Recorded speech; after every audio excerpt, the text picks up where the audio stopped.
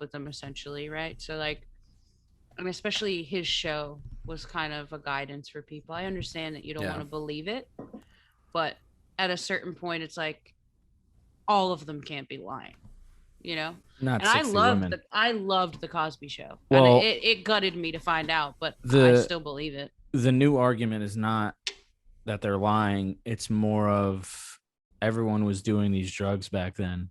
That's like the new. So what? Everyone was doing ecstasy when I was a kid. You're not going to give me ecstasy without me knowing, and that's okay.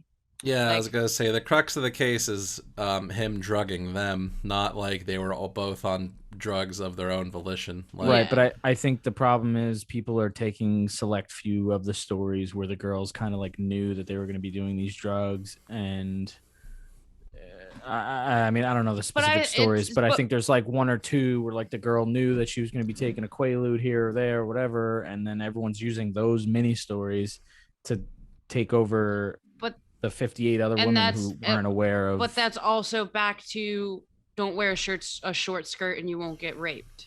Like, okay, fine. I know I'm going to take some Quaaludes. Don't touch me though if I say no. Right. Well, that's or if I'm incapable of saying no was probably the more likely scenario. Yeah, exactly. Incapacitated. But like, yeah, I get. Basically, though, all you're saying, Eric, is that terrible people are terrible people, and they're gonna justify and victim blame as suits them. They're just trash people. Yeah, you can make it. You can twist anything to fit your narrative, basically. Yeah. Well, that same guy started talking about chemtrails 30 seconds after that, and I was like, all right, that's where we're at. Oh, but that's real shit. What's a chemtrail? You know that shit behind airplanes? No. You know the shit that they say they're putting on the crops? They don't drop it on. No, literally, crops. People. The crux of it is the exhaust from airplanes. You know how airplanes leave sometimes like a vapor trail? Mm-hmm. The crux of this argument is like they're bigger now than they used to be in the fucking 70s, man. And so they think like as wildly ineffective as a strategy of mass drugging of a population this would be, because you defeat it by just not being outside at that time. Like people think that the government is drugging us via these airplanes, dropping shit like chemicals in their exhaust. It's like purposefully done, not like, oh, it's an accidental byproduct of air. It's like, no, the government's putting shit in the exhausts of airplanes to fucking mind control and drug us. It's like, well, not very effectively if you're sitting here and talking about it. Like, see, I'm the this worst. Is not really like I'm the worst real with conspiracy. Yeah, I'm the worst with conspiracy theories because I think anything's possible, but I'm just one of those people who's like, okay, and who cares? Yeah, this one, but once again, this one is defeated by just not being in very specific. Well, they're not trying to kill us, supposedly. Well, they're also not trying to get everybody, Jake. They're trying to get specific neighborhoods, which, I guess that would be a good argument. They're just trying to get these specific people, but also, I live in a shitty neighborhood. I don't ever see fucking chemtrails ever floating over my neighborhood. What neighborhood do you see chemtrails? Like, I'm not gonna lie. You don't see chemtrails. You see vapor trails. Okay. Well, one of my friends thought engine that exhaust. They were spreading COVID that way. Damn. Yeah, legitimate. One of my friends legitimately was like, "Oh, there's airplanes and they're flying lower. They're spreading. They're hitting us with COVID." I'm shut the fuck up. The exact fucking opposite of how COVID spreads. It's like, oh yeah. The places we really need to monitor are like when you're real close by people and indoors and closed areas, but we're really going to spread it via fucking airplanes outside, far away. Like, even if it's flying lower, it's still like hundreds of feet, if not 1,000 or so, like away from you. I will give it to her. Something was going on in Long Island during after lockdown was getting what was going in Long Island, Jess? What? Nobody's wearing a fucking mask. Nobody's getting vaccinated. Nobody gives a shit about COVID. For sure. There was just a bunch of military planes flying really lowly for some UFOs, Jess. UFOs. Oh, dude, I believe in aliens. You all believe in aliens? Anyway, speaking of COVID, Eric doesn't want to be on any of these topics. What happened to our 3-hour extravaganza? I mean, this is gonna be it. We got matches to talk about, and we haven't. God. I'm gonna have to leave the room to get a beer then. Nope. I'm Why gonna have can't to I do get a that? joint. I mean, you can. If You we're can doing do 3 that. hours, I gotta get a joint. We're not doing 3 hours, but we're not doing. Our new time is an hour 20 apparently now. Our new time is when the topics are done. That hasn't happened yet either. Well, no. Well, I know because we've had like one or two, and I'm like, it's not even worth like talking about the shit. But this one, anyway. I have that same whatever. Just What, you have that same thought process? No, that same expo marker. It's the exact same, half orange, half black. You used to have this. It's probably from your kit, to be honest. Anyway. Watch me go looking for it and be like, yo, where the fuck? Jake just left. He said, fuck it. You went to get a beer, he said. I had a joint over here, but I don't know where it went. If we're gonna get wild, then why can't we did you see the last episode when he, so basically the week before, one of my friends commented on Jake's disheveled bed. God. This was 2 weeks ago. No, I was followed it in the text messages and I pissed myself when I and then this past episode, it took me about 30 minutes to realize that Jake's bed was halfway on the wall. Because and maybe 5 minutes after we released the episode, my friend texted me and he goes, LMAO, I can't believe he actually did that. He was like, nah, he gets a point for that. I was dying, Jake. I was just following through the text messages and I'm like, what'd he do? Eric sent me a picture and I fucking spit out the water that I was drinking. It was so fucking funny. Fuck, these people are concerned about. Once again. Wait, did you fuck up the bed? Or... It's been that way. Oh. I went to turn on my camera to grab a drink because you told me it was okay. Are you a caterpillar? Why do you sleep like that? That's not how I sleep. I don't know why I have to justify this. That is purposely set up to be absurd. Like, let me move the microphone real quick. It's not how, like, no one can sleep like that. Wait, what are we gonna do when we go back to in person? We can't have a disheveled bed. Put like a sock over his microphone. This is we should just bring a bed to Jess's house. Let's just fuck up the audio quality for the. Get a real rustly bullshit on my mic. Instead of sitting at the desk that you sit at, we'll just get like an air mattress and you'll sit on the air mattress. I still think that I should be up on in the lofted area. That would be so with a GoPro, and I'm just the aerial view of I'm the wide shot. The possible apartment that I have is a duplex, and we could still do that same thing. Anyway, okay. So speaking of COVID, I don't know if this. Why are we still talking about COVID? It's done. Because I have a topic here that is film related. COVID's not done.